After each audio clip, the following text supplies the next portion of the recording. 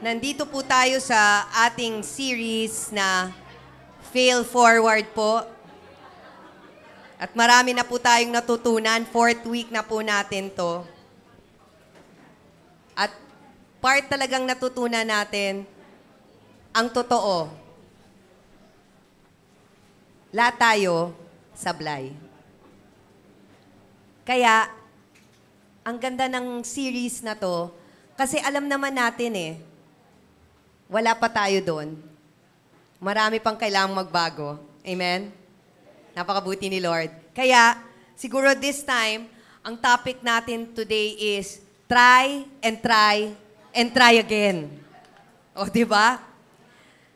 Kasi po, lahat tayo, sa totoo lang, work in progress Kaya pwede ba sabihin nyo sa katabi nyo, please be patient with me. Ang lakas ni Alex, paulit-ulit talaga, Pastor Alex. Please be patient with me. Please be patient with me. Kasi marami pa rin tayo, kahit nandito na tayo sa church, mangyayari, may magagawin pa rin tayo, madadapa pa rin tayo every now and then. Tama ba? May masasabi ka pa rin na hindi kaakit-akit, baka may masaktan na iba. Sometimes kailangan din natin bilang Kristiyano na makita yon na lahat tayo work in progress. Work in progress. Wala pa akong kilala dito, sobrang perfect niya na. Almost lang, no? So, alam nyo, parang allergic tayo pag mga tao ay gumagawa ng mali. At marami ako nasasabi, may narinig nyo na to, ang lahat na lang nakikita nilang mali ko. Di naman nila nakikita yung pagbabago ko, mga ginawa ko. Oh. Narinig niyo na ba yan? Or nasabi niyo na ba yun? Well, I want you to know that failure is not necessarily bad. It's your friend. Pakita ko lang sa inyo, ha? Dito, meron tayong Ito ang mga iba't ibang inventions na considered mistakes, pero naging masterpiece. Ang una-una dyan, alam niyo yung slinky? Ito, mga bata, linalaro to Tama ba? Sino sa mga bata alam to? Nalaro niyo na ba to? Grabe. Paano niyo malaman, na aksidente pala tong paggawa ng slinky na to? Kasi, may isang naval engineer, si Richard James, yung pangalan. Actually, ang gusto niya, mag-develop ng isang spring para ma-stabilize ang isang equipment sa barko. Ngunit, habang ginagawa niya yon, gawa siya ng gawa, hindi niya magawa. Bigla na lang, habang ginagawa niya to, nag-jump-jump na. Sabi niya, aksidente lang talaga. Sabi niya, nahulog to, yung slinky na to, yung ginagawa niya, nahulog sa table at nagkaroon ng, parang naglaro na, nagsayaw. Nung nakita niya na gumagalaw na, nagkaroon siya ng light bulb moment. Tapos sabi niya, magandang laruan to Gawin ko nga. Well, unang-unang nabenta ang slinky, 1947. 2024 na tayo, kapatid. Hanggang ngayon, linalaro pa rin. Ang laki na ang kinita ng isang pagkakamali. Hindi lang yon. Nakita nyo to? Sino kumakain ito? Ayun, chocolate chips. Sarap, no? Alam nyo ba, aksidente rin yun? Kasi, ang pangalan si Ruth Wakefield. Actually, owner siya ng isang inn, sa United States. Ang gusto niya lang naman talagang gawin is magawa ng chocolate cookie. Pero naubusan siya ng panahon, so ang ginawa niya, yung malaking block ng Nestle, chinap-chop niya, akala niya, pag nainitan, magme-melt. At pag nag-melt, magbubuo into a chocolate. Kapatid, hindi nangyari. Pero ito yung nangyari. Tapos, siyempre, akala niya, hindi magugustuhan ng tao. Grabe, no? Sa isang pagkakamali, hanggang ngayon, lahat kayo, kumakain nito. Kumakain kayo nito. Isa pa, kita mo to. Yan po ay potato chips. May isang customer daw na nagreklamo sa New York na ang potato, parang Mojo's, masyado daw soggy at masyado daw thick. Nainsulto ngayon yung chef. So, ang ginawa niya, pinabalik daw sa kanya, ayaw daw kainin yung, well, tawag natin French fries or Mojo's. Ba, talaga sa galit niya, ang nipis ng pag-slice niya ng potato chips, frinay niya, galit na galit siya habang ginagawa niya yon. Pero hindi niya alam na hanggang ngayon, ito ay more than $1 billion in sales. Ito ang potato chips. Naging popular snack na siya ng buong mundo. Isa to, sasabihin ko, gusto niya ba yon? Hindi siya. Actually, nang iinis siya. Pero sa inis niya, naging popular siya. At isa pa, itong favorite, sino mga ano dito nagagawa ng mga notes? Ayan, sino gumagamit ng mga post-it sa mga estudyante? Alam niyo yan? Sa mga notebooks niyo? Well, actually, isa itong failed project. Dahil ang project na pinapagawa ay isang heavy-duty adhesive for the aerospace industry. Para po yun sa mga rockets, ganyan. Pero, nung ginawa niya, it was not strong enough and hindi siya kasi it has to be lightweight kasi dadalhin nga sa space. Pero kailangan adhesive siya. Pero sabi niya nga, walang magawa. Mali. Trinay niya, hindi nag-work. Ginawa niya na lang negosyo. Hallelujah. O, di ba? Ngayon, gamit na gamit niyo ang post-its. Simula sa isang hindi na-appreciate at sabi, failed project daw siya. Ito na ngayon, ang post-it, kasama niyo.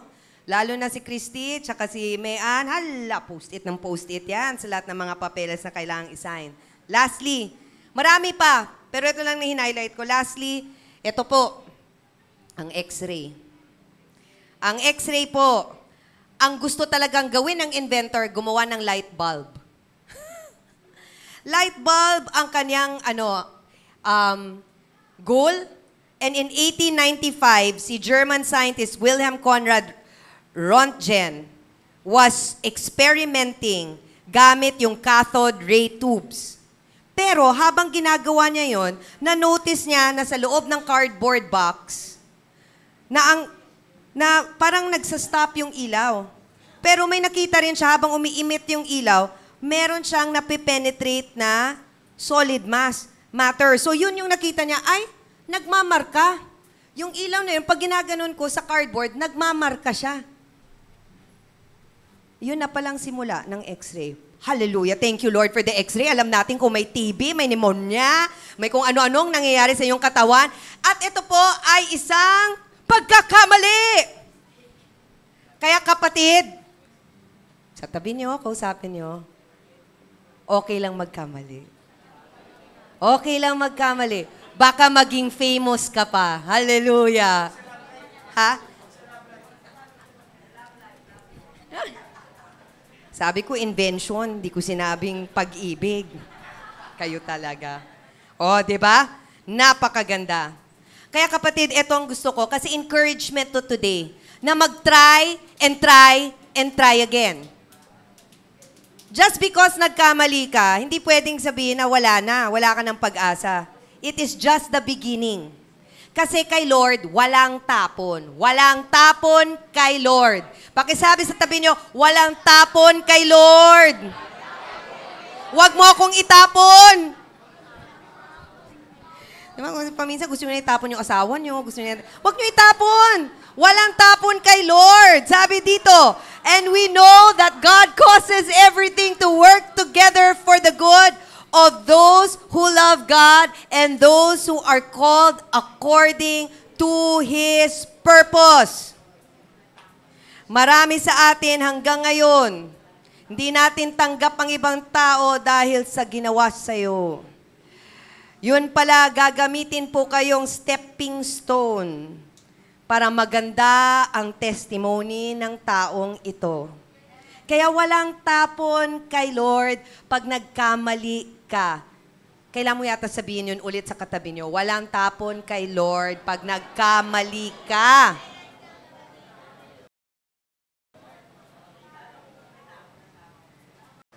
Hindi mo pwedeng sabihin, ayoko na. Tingnan mo lang ha, sasabihin ko sa inyo, maraming ginamit si Lord na mga tao na imperfect.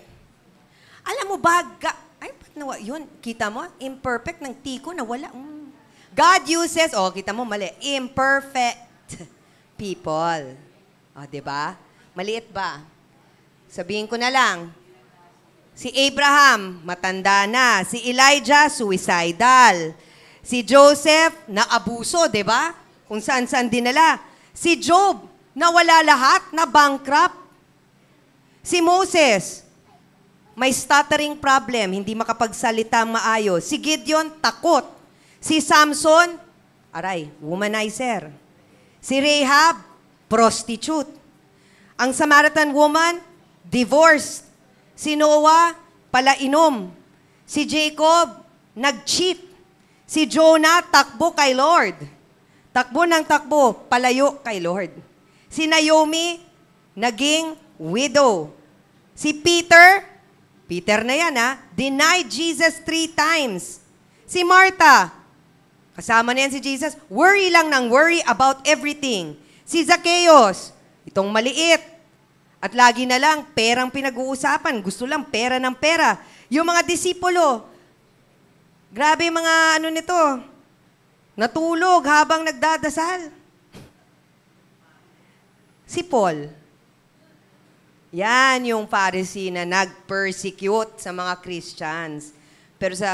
Pero hallelujah, kahit ganito sila ka-imperfect, ginamit silang lahat ni Lord. Sabihin mo sa katabi mo, gagamitin ka ni Lord. Buti na lang imperfect ka. Diba? Kasi parang gusto natin perfect lagi, perfect. Guys, yan yung goal.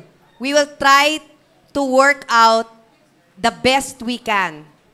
Pero, pag hindi nyo naabot, huwag kayong gusto nyo nang mamatay, gusto nyo nang mag-give up, di na kayo attend ng church. Diba? May kausap ba ako dito? Diba? Ayoko na. Nabigyan ako ng pagsubok, ayoko na. Ayan. Kapatid, let me tell you, God works best in our weakness. Kung saan ka mahina, you're in a good place. So, ang boss na katrabaho namin kahapon, nagkaroon kami ng event. Tinanong ko siya, sabi niya, nag-graduate daw siya, BS Math. Sabi ko, sigurong galing mo talaga sa math. Wow! So, fascinated ka sa mga numbers, ganyan. Sabi niya, hindi. I took BS Math kasi doon ako pinakamahina. What? Diba? Kung saan ka mahina, doon ka magano. Sabi niya, talaga, nag-BS Math ako, hindi ako magaling. Actually, feeling ko nga yung pagkarga ko ng, hindi naman ako honor student, basta tinake ko siya dahil alam kong mahina ako. Ngayon, kinakausap ko to, bossing to. Global leader po siya. He handles 20 plus nations. Grabe, no? Sabi niya, ang buhay niya daw. So sa isang sa pagkahina niya, guys, mahina ba kayo? May kahinaan ba kayo? O sabihin niyo, praise the Lord. Okay, kinukwento niya yung buhay niya. Sabi niya, ang buhay ko ganito. Papasok ako ng Singapore, tapos mamaya nasa Dubai na ako. Pagkatapos sa Dubai, babalik ako ng Dubai, babalik ako ng Hong Kong, from Hong Kong, babalik akong Pilipinas. Sa isang araw lang po yun. Ay, grabe. Social. Sabi niya, ang buhay ko, tapos the next day, sabi niya, 3 times a week, nagbabiyahe po ako. Kasi ang dami kong nations na kailangan bisita sa opisina nila. So, ikot lang daw siya ng ikot. How long were you doing this? For good 10, 12 years. And sabi niya, ngayon, tinanong ko siya, naglipat na siya ng company. Sabi ko, so, etong company na to, sabi niya, alam mo ba, etong company to, hindi ako expert dito. Grabe, di ba? So, baka akala mo, kailangan ganyan na ganyan ka. Tinitingnan ko siya, ordinaryong tao, kahit mahina, pag anointed ka ni Lord, pag blines ka ni Lord, pag sumabak ka kay Lord, pag si Lord ang inuuna mo, hallelujah! Hallelujah, kapatid! Makikita mo ang iba. Sabi ni Lord, each time He said, my grace is all you need. My power works best in weakness. So now I am glad to boast about my weaknesses so that the power of Christ can work through me. That's why I take pleasure in my weaknesses and in the insults. Na-insulto ba? Di ba? Pag may iba na-insult, tanga-tanga naman to. Di ba? Lukol-lukol naman, ganyan. Kung ano man mga insultong sinabi. Lahat ng mga hardships. Lahat ng mga persecutions and troubles that I suffer for Christ. For when I am weak, then I am strong. Alam mo kung bakit kayo strong? Hindi dahil sa inyong kalakasan, kundi sa lakas ng Diyos. Amen? And I say this, kunyari, some of you feel you're old. I tell you, weakness nyo kasi tumatanda na. So, what? Pagkasama mo si Lord, kahit saan kayo dalhin, walang imposible kay Lord!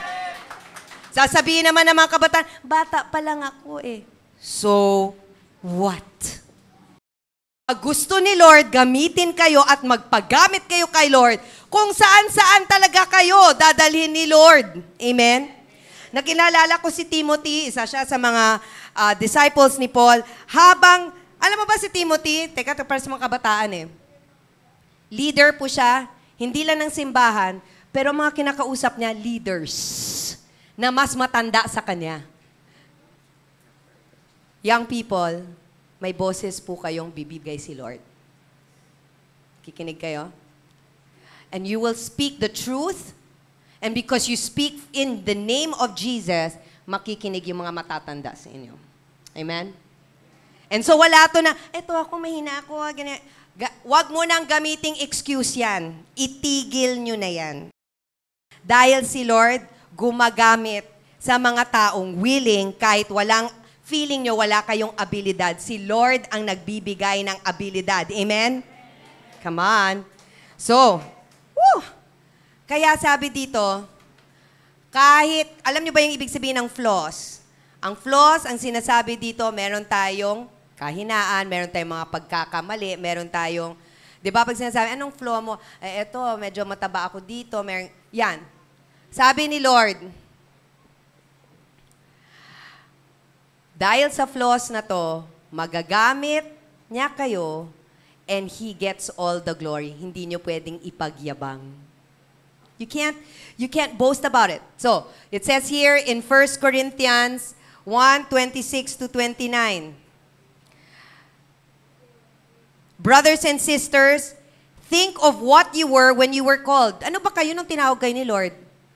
Di ba sabi sa mga disipulo, tax collector, fisherman, carpenter, walang pinag-aralan. Not many of you were wise by human standards. Sa mata ng mundo, wala kayong silbi, wala kayong kwenta. Not many were influential. Hindi kayo influential. Not many were of noble birth. But, sabihin nyo, but. Ayan. But, itong pag gusto ko, yung but God chose the foolish things of the world to shame the wise. God chose the weak things of the world to shame the strong. God chose the lowly things of this world and the despised things and the things that are not to nullify the things that are, so that no one may boast before Him. Amen.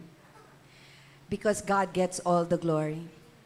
Kaya, pag sinabing, I love saying this, we have our vision keeper in Jesus' name, she just says, I'm just an ordinary housewife. I love that.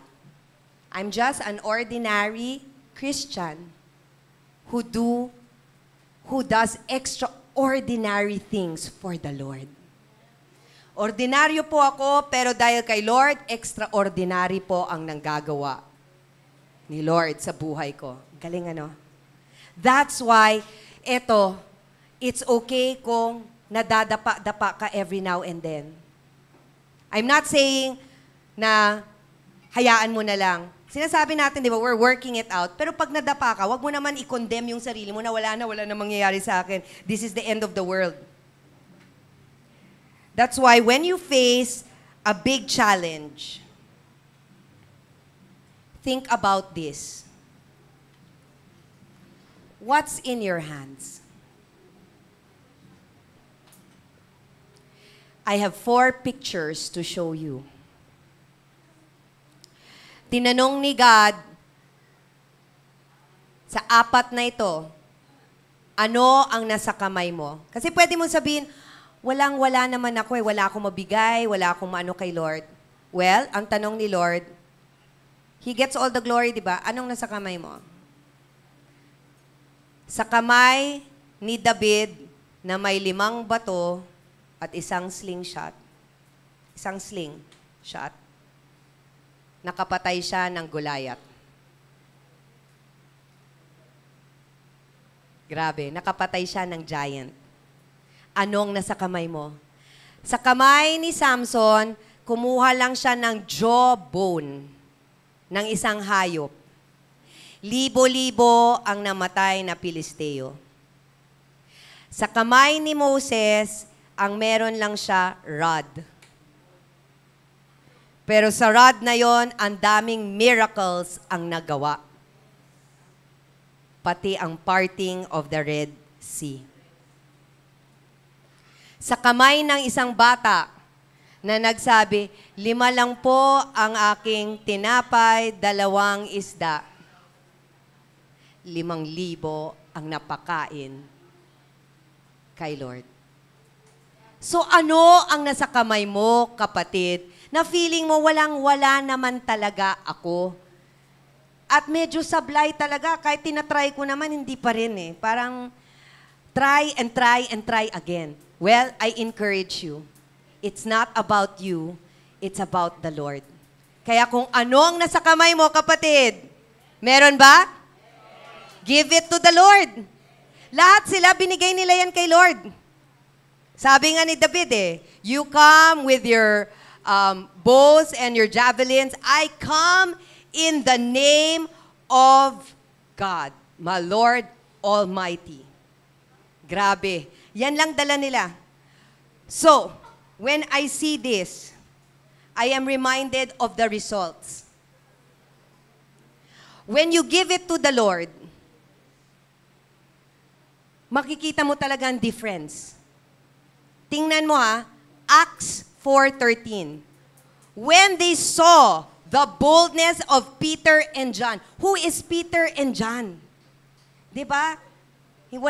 These are, sabi dito, and realized that they were unschooled. Hindi po sila nakatapos, hindi po sila nakapag-aral, and ordinary men. They marveled and took note that these men had been with Jesus. The plus factor is you are with Jesus. Amen? Oh yes, let's give God the glory. Hallelujah. I share this and testify. Hindi pa sila nag-testify sila, nagpakatotoo sila sa akin. Pero hindi pa nila nasabi to sa pulpit. But I'd like to raise up. I remember Avril and Marco as an example of our scholars. I remember sitting in the room with our mga sponsors. Marami sa inyo dyan, yung mga grades nyo, hindi mapakali. Hindi actually pasado. Nalala nyo yan? Kasi ang aming cut-off, anong cut-off natin? 80. Hindi, tumaas na yung 85, pero nung una, 80. So imagine nyo ang average dapat 80. Pero sumasablay pa rin. Nakahang sila doon. Tapos kinakausap, paano nyo pataasin to yung grades nyo, ganyan-ganyan. Amo kapatid, talagang hindi kami nag-give up sa kanila. Naniniwala ko na si Lord may plano talaga sa buhay nila. So would you believe it? Napakalaking gulat ng mundo. Hindi ako nagulat. Pero mga honor students na po sila. Can we give the Lord a clap offering? Why? Anong nagbago? Anong nagbago? Sabihin na, di ba? Hirap na hirap sila mag-aral dati. Hirap na hirap sila. Hindi nila mapataas yung average nila. Pero ngayon, honor student na, anong nangyari, kapatid? Ang sabi dito, these men and women had been with Jesus. They cannot claim. Diba? Lagi ko ito tinatanong, kahit sila mismo namamangha eh. Di nga namin alam paano namin nagawa. Kasi alam mong ginawa nila, they just kept serving God. And si God ang nagbibigay ng wisdom. Na-amaze talaga ako na pag tumitingin. Alam mo yun, kaya nung nag-post sila, talagang sinishare ko yan. Hindi ako nagme-message talaga ako, I'm so proud. Kasi nakita ko kung saan sila nanggaling. They are unschooled, ordinary. But they were with Jesus. But they were with Jesus. Kaya kapatid, be with Jesus. That's the result. In your weakness, hallelujah, the Lord will be the one. Siya ang mangunguna. Grabe ang gagawin ni Lord, and I speak this to all of you. I am very sure, few years from now, marami ditong tatayong youth na maging pastor. Amen? Marami ditong youth na magmimisyon, na dadalhin sa iba't ibang mundo. Pero alam mo bakit nagawa ni Lord yan? Dahil sa mga anak ng Diyos na naniwala kahit hindi pa sila katitiwala. Di ba? Parang katitiwala. Di ba? Iisipin mo parang hindi pa okay, wala pa eh. Wala pa sila doon. Pero sabi ko nga, tinitingnan ko lang yung mga kabataan natin. Mapahiya kayo lahat pag naging may isang presidente ditong lalabas sa ating church. Amen! Meron dito, grabe, successful businesswoman or man. Hallelujah! Meron dito mag-invent ng ibang bagay galing kay Lord para solusyon sa mundo. Hallelujah! Kaya wala akong isinasmall na mga kabataan. Pag nakita ko ng bata, yan, tulad niya, no? Kasi di ba dating gusto natin yung mga bata doon lang sa malayo, ibang service sila. Hindi po. Pantay-pantay tayo dito. Marami, pag tinulungan natin to, maraming gagawin si Lord sa buhay nila. Huwag tayong bigay. Hallelujah. Hallelujah. So, eto na ang aking 3 points for today. First point. Wow, marami ka na nagawang sablay. Mukhang paulit-ulit na lang. Pwede ba? Unahin ko muna. Huwag mag-give up agad. Pakisabi sa tabi mo, huwag mag-give up agad. Ito ang promise ni Lord, Philippians 1:6. I am sure of this, that He who began a good work in you will bring it to completion at the day of Christ Jesus. Hallelujah! Hindi nyo naintindihan yata ang sinabi ko. Sabi ko, uulitin ko. May ginagawang maganda si Lord sa buhay ninyo. Amen? Papayag ba si Lord na hanggang dyan lang kayo, hindi pa tapos? Kukumpletuhin niya yan, kapatid! At dahil si Lord yan, makikita at mangyayari ang lahat ng sinabi niya. Amen? Kaya wag mag-give up. Ayan, no? Titingnan ko lang, like Mama Cynthia, example. Pasaway yan dati. Di ba? Nalala ko, ang meeting ko dati sa'yo, talagang taray-taray mo, ganyan, daming ano. Pero alam mo, tingnan mong ginagawa ni Lord. I cannot describe. Kung saan-saan na, lahat ng mga pulis, ayan, may kailangan kayo sa pulis, kausapin niyo si Mama Cynthia. Lahat doon sa mga kulungan, di ba? Hindi patapon, walang tapon nga kay Lord. Huwag kayong mag-give up. Hindi pa siya tapos. Kausapin mo tabi niyo, hindi pa tapos si Lord sa'yo. po si Lord sa'yo, ha? Lalo na mga kabataan, kayo pang unang-unang nag-give up. Yung bata-bata nyo pa eh.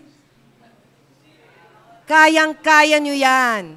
Huwag mag-give up agad. Number 2, nadapa.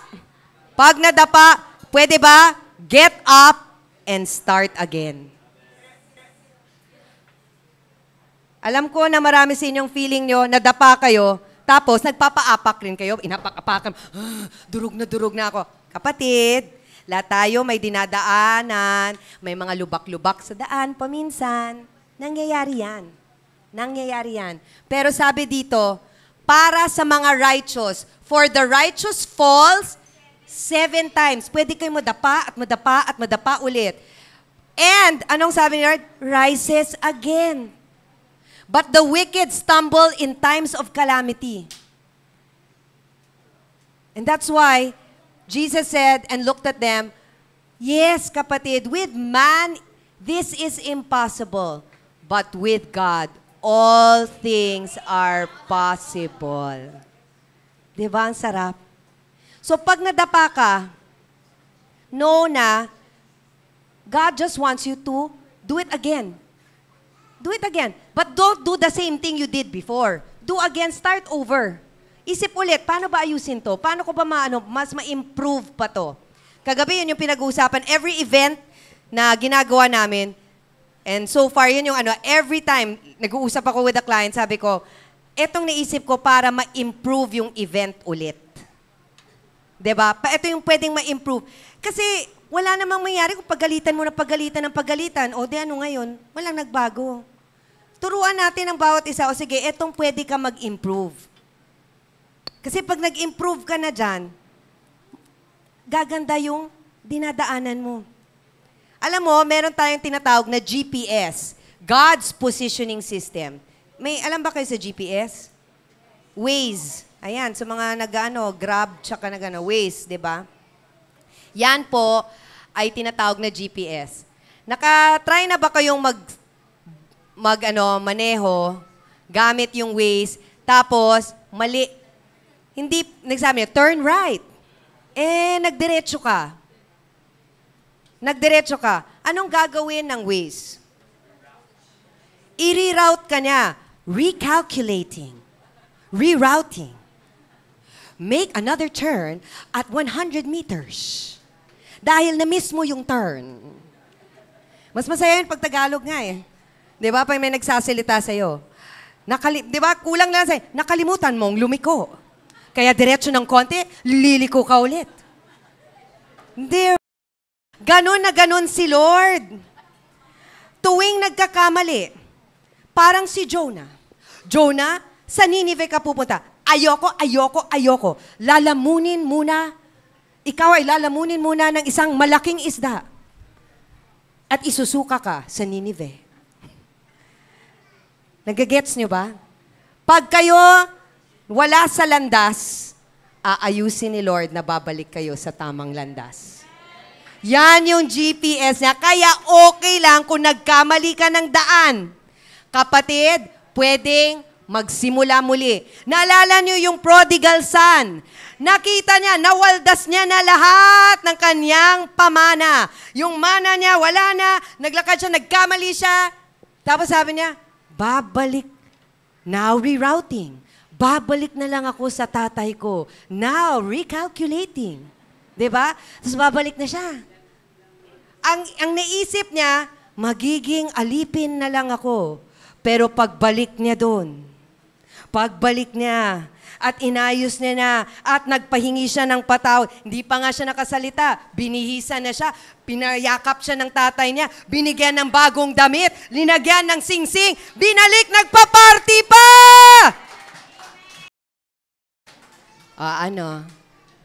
Recalculating. Rerouting. Get up and start again, kapatid. Pag nadapa, tayo. Pag nagkamali, ayusin. Yung iba sa atin, pag nagkamali, ayoko na. Ang dami ng, nadidepress na ako. Wala na yan. Kay Lord, tayo. I love ang picture ng isang batang simula pa lang naglalakad. Nasaan si ano mo? Ayan. Paborito ko yan, no? Halika dito. Pag lumakad yan, Sumasayaw na dito mga worship dancers, Tapos may papasok na gano'n. Tapos pag dapa, ay iba na yung sayaw. Yan yung sinasabi ko, kahit nadadapa, sayaw-sayaw pa rin, tatayo pa rin. Let's go, let's go. Get up and start again. Dapat matuto tayo sa mga bata. Pag naglakad sila, nadapa, wala, gagano lang, tatayo. Oh, let's go. Tayo matanda, pag nadapa, aray! Ang dami nangyari sa akin! Lord, ba't ginawa mo to sa akin? Sabi ni Lord, tumayo ka na, halika na. Dami reklam, halika na, tumayo ka na. Ganon si Lord. Jesus. Woo! Kaya ako kayo pinupush na, guys, it is okay, no? Huwag mag-give up. Tuloy-tuloy lang pagtayo. Kasi, you will reap the blessing. Sabi dito sa James 1 verse 12, Blessed is the one who perseveres under trial, because having stood the test, the person will receive the crown of life that the Lord has promised to those who love Him. If you do not give up, the Lord, He says this in Galatians 6, to not give up, doing good. Kasi sabi ni Lord, at the right time, right? You will harvest. May harvest po, may reaping of blessing. So right now, it's possible, everything in your life is a mistake. It's okay. The Lord is with us. He is, yes, pwede pa. Marami pang gagawin si Lord, may mangyayari pa. Hindi pa siya tapos sa'yo. Amen? Do we give God all the glory, all the honor, all the praise? Can you imagine if Joseph gave up? Yung buhay ni Joseph, ibang klase. Tama ba? Binenta siya, hindi. Galit yung kanyang mga kapatid.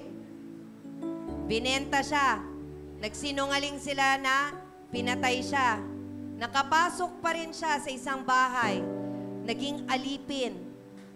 Pero sabi doon, laging, but God was with him. Nahalatang halata nila. Ano nangyari? Ano nangyari? Kahit blines siya, may dating pa rin na pagsubok.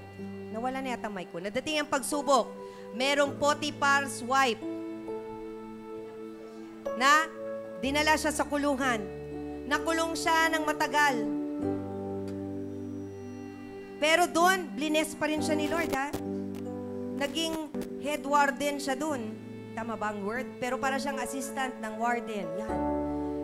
Tapos, kahit nag-prophesy na siya or nag-share siya ng interpretation na nakalimutan pa siya. Pero kapatid, never mo nakita na nag-give up si Joseph. Sometimes, pababa, yun pala launching pad yun para isang whoop! Grabe, isang malaking at matibay at malakas na lipad ang ibibigay ni Lord. Dahil si Joseph, ang pasok niya sa hari agad. Bumaba. Pero yung sunod nun, hari na ang katabi. He was like what? Third in command. Same with David. Shepherd boy. Pinakabata.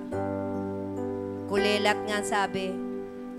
Inanoint na siya at sinabihan, ikaw, magiging hari ka ng Israel. May mga words si Lord na sinabi na sa inyo, ikaw, you are going to be a pastor. Ikaw, you're going to be a great evangelist. Ikaw, you are going to speak the truth. You will be the prophet in this house. Ikaw, you are going to be a great teacher. Ikaw, ang daming sinabi ni Lord. Kahit hindi pa nagmamanifest, ang sabi ni Lord, He will make it happen. At the right time, I, the Lord, will make it happen. So you hold on to that. Because you don't want to miss the reaping of the blessing. Blessing is coming. The blessing is coming. You're already blessed, to be honest. But there is more to come. And those, yung mananatili, those that did not give up, those that stood and said, Lord, tuloy-tuloy lang ako. I'm failing forward, but I'm moving forward, Lord. You know what? He says, you will receive the crown of life.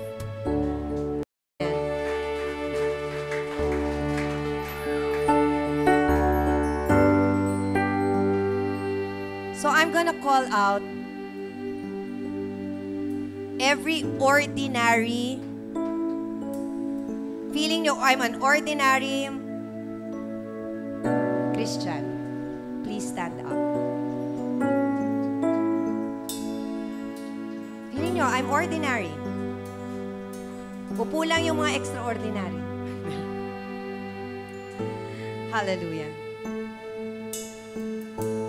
And I want you today to receive.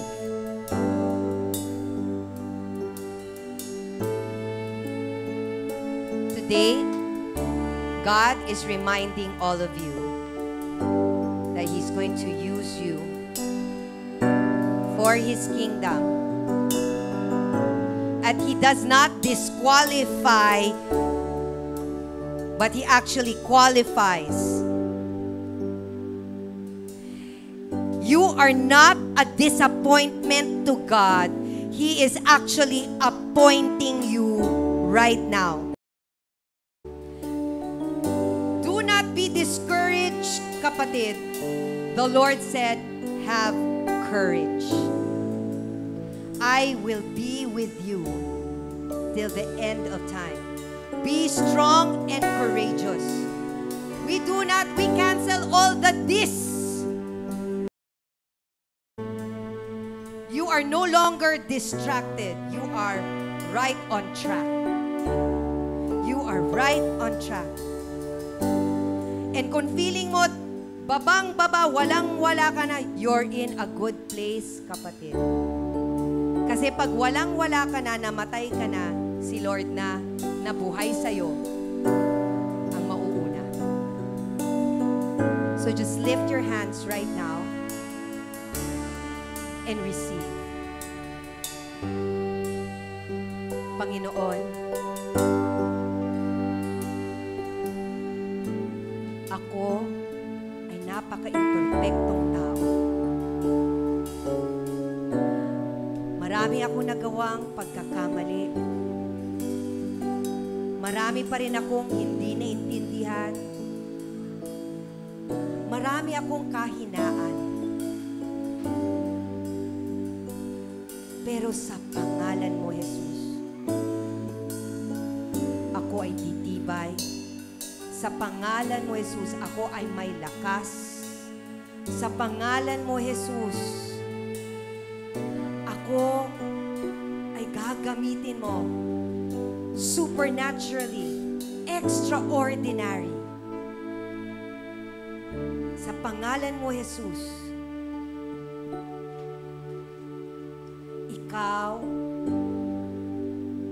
o Diyos, ang makakakuha ng kawalhatian nito. You get all the glory in my story. Ang storya ng buhay ko ay storya mo. Naway lahat ng tao makita nila kung gaano katotoo at buhay ang Diyos ko. So Lord, I say yes to you. I say yes to your appointment. I say yes to every assignment. In Jesus' name we pray. Amen.